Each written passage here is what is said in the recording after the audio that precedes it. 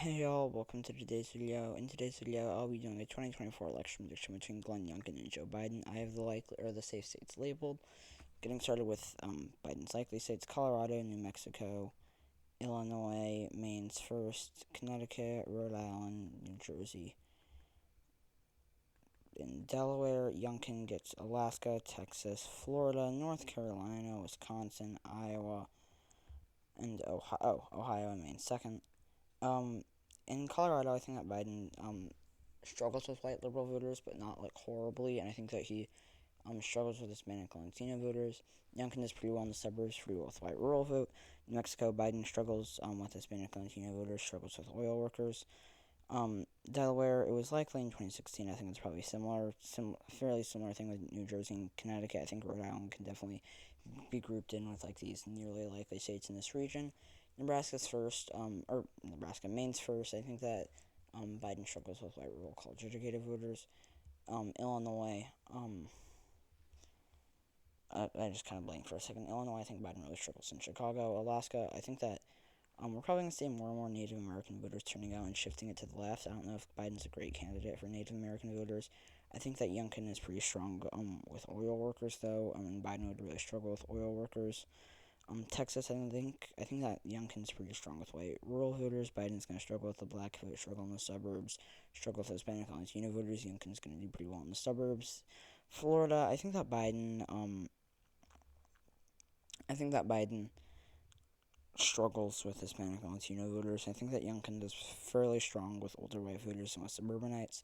North Carolina, I think that Biden is, I think that he's going to really struggle with the black vote. I don't think he's going to do great with the white working class. I think Youngkin does really well with the white rural vote. Iowa, I think that Youngkin does pretty well with white rural voters and with Obama to Trump voters. Ohio, I think Biden struggles with the black vote. Youngkin does pretty well with white rural voters and does well enough with the white working class. I don't know if he's a great candidate for the white working class though. I don't think he's like necessarily awful, but I don't think he's great. Wisconsin, I think that Biden really struggles with white rural voters, or with Youngkin does really well with white rural voters. Biden struggles with the black vote. Youngkin does pretty well in the suburbs and does well enough with the white working class. Man, I think Youngkin has more populist appeal, and probably wins it, potentially by double digits. For Biden's lean state, or not even a state, Nebraska second. Youngkin, he gets Arizona, Michigan, Pennsylvania, New Hampshire, and Georgia. So in Nebraska second, I think that Biden is well enough in the suburbs. Although this is like very narrow, on like 1.5% margin of victory, probably or so. Arizona, I think that Youngkin does well enough in the traditionally conservative suburbs. Georgia, I think that Biden really struggles with the black vote. Youngkin does pretty well with white rural voters. Pennsylvania and Michigan, Michigan is voting to the left of Pennsylvania. I think that Biden really struggles with. I just blanked for a second. I don't even know if I said Georgia. If I didn't, sorry, I went through this and I just kind of blanked. Georgia, I'm just gonna do it again if I didn't already. Like, sorry, but Biden, I think that he struggles in the suburbs, struggles with the black vote. Youngkin does really well with white rural voters. Michigan, Pennsylvania, Michigan voting further to the left than Pennsylvania. Hopefully, I did it right, and if I did it wrong, or if I did it right the first time, that just makes it really, really weird. Anyways, Biden struggles with in these two states. Obviously, Michigan moving further to the left than Pennsylvania. I think I've said it like 3 times now. Biden really struggles with the black vote. Struggles in the suburbs. Youngkin does really well in the suburbs. Does really well with white rural voters, and does well enough with the white working class. New Hampshire, I think that Youngkin does pretty well with white rural college educated voters. For the four tilt states, Biden gets 2. Minnesota and Maine at large. Youngkin gets 2. Nevada and Virginia. Nevada, I think that Biden really struggles with the Hispanic Latino vote, or really struggles a bit. Youngkin does really well with white rural voters. Virginia, I think this was really, really close. I think that Biden is like very similar to Terry McAuliffe versus Glenn Youngkin, except for slightly stronger, or is stronger with the black vote. So it really comes down to like how much stronger. And I think that he's, I think that at this point, I think Biden's definitely strong enough to win it. I think at this point though, Youngkin would probably be popular in Virginia, or at least popular enough to win. Minnesota, I think that Biden does well enough in Minneapolis. I believe that Minneapolis has a larger percentage of or a larger. Oh no, that's weird.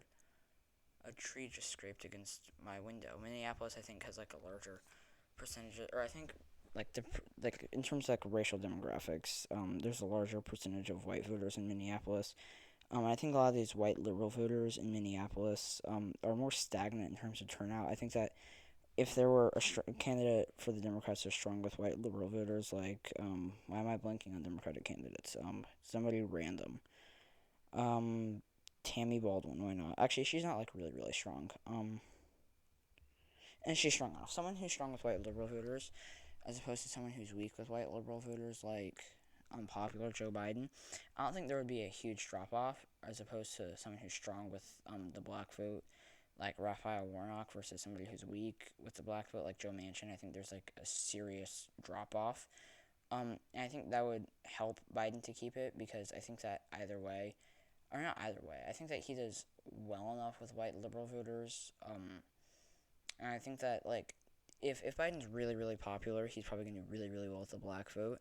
And if he's really really unpopular, he's gonna do like really really bad with the black vote. And if he's really really popular, he's probably gonna do fairly well with white liberal voters. And if he's really really unpopular, he'll probably struggle a bit with white liberal voters. So I think that Biden probably does nearly carry it. Youngkin does do very well with white rural voters, though. Does pretty well in the suburbs. He honestly probably does pretty well with white liberal voters, and is decent with the white working class.